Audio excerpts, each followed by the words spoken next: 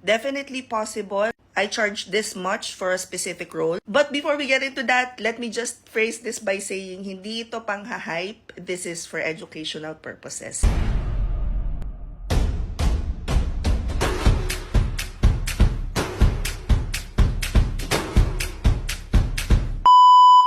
Sabi ni Kumaring, the sexy company. Meron daw siyang kilalang 300K a month ang income, one client, EA, single mom. Yung ano lang ha, para lang may idea kayong lahat. This is about the post na nagte-trending ngayon about a virtual assistant earning 250,000 one client lang. And a lot of people are saying na, number one, hina-hype lang, or parang pinalalabas nila na sinungaling, or that the person should have given more context kung paano niyang ginagawa yon. And I can't blame the person if they're not willing to share or educate other people about what they do. Sa kanila yon, personal nila yon. Yun nga lang, the problem is nung in-interview sila, it's either the person interviewed or the person behind the post na medyo nakulangan. So, let me just explain what I do, how I earn 300,000 plus for one particular client, para lang maintindihan ng tao na number one, posible naman po, isang client, yun yung bayad. I actually charge $6,000 for a particular role for a high-ticket client because of the amount of brain cells used for that project. Let me just say, una sa lahat, ano bang ginagawa ko dito sa client na to? Bakit ganito kalaki yung binabayad nila?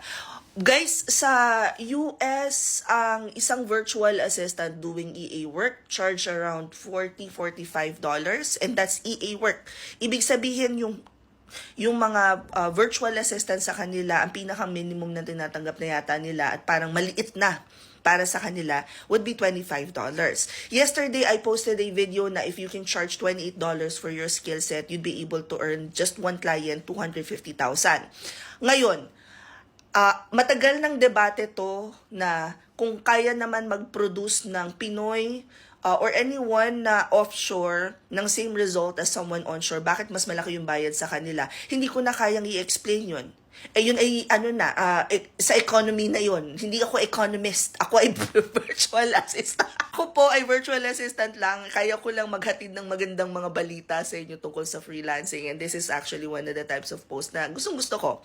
Para lang alam natin. So at least, at the very least, kaya natin medyo i-level ng konti. Una sa lahat, yung skills natin. Pangalawa, yung experience natin. At pangatlo, syempre, how much we charge.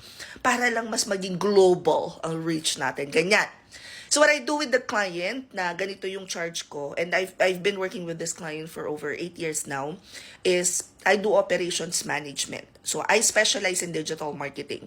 Imagine niyo guys, when I talk about digital marketing, I know how to do SEO, I know how to do SMM, I know how to do PPC, I know how to do a lot of things under the umbrella of digital marketing. Pero hindi na ako mismo yung gumagawa nun. As an operations manager, I help clients streamline na their process para mas mabilis yung ROI. Kumbaga, yung mga part na dapat sila pa yung mag-iisip, sila pa yung mamomroblema, ako na yung namomroblema nun. Hence, the eye bags, yan, ganyan. Now, for that client, naka-retainer sila, so every month, ganun yung bayad. But, guys, may mga buwan, may mga, I think it was in 2022, medyo naghina yung pangangailangan nila sa akin, and that is okay. That's just life. That's what we do. Remember, as a freelancer, meron tayong peaks and valleys. So, kailangan magaling kang mag-allot ng iyong finances kapag nandun ka sa valley, ganon. Para matutunan yung ginawa ko, for context, no? So, 2009, when I started working from home, what I was doing is chat email support for a digital marketing agency. And itong digital marketing agency na to, they create parang isang buong album talaga ng mga tutorials. Nag-aral ako ng tutorials. I was then promoted to do, hanggang nakarating ako sa SEO, technical writing, and then sumakit na yung ulo ko. So, parang kailangan ko ng medyo kalmado. That's when I started venturing into different industries like real estate.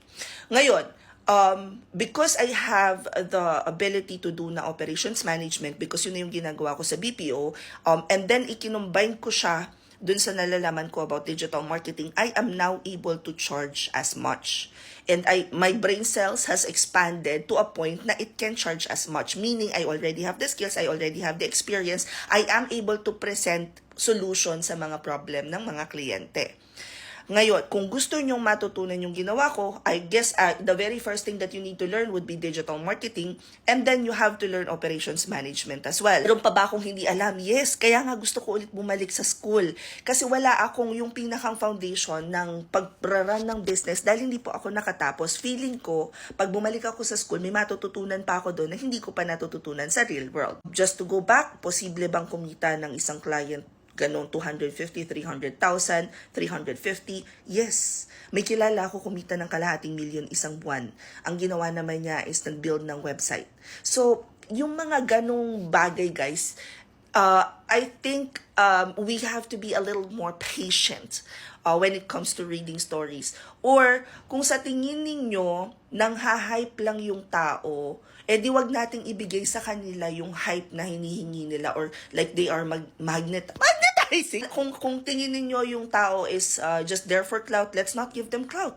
It's very easy. Hindi yung kagaya nung nasa comment section na ang dami na kagad pang babash. I mean, kung ako yung buti na lang kamo nung na-feature ako sa GMA, hindi naman ganyan.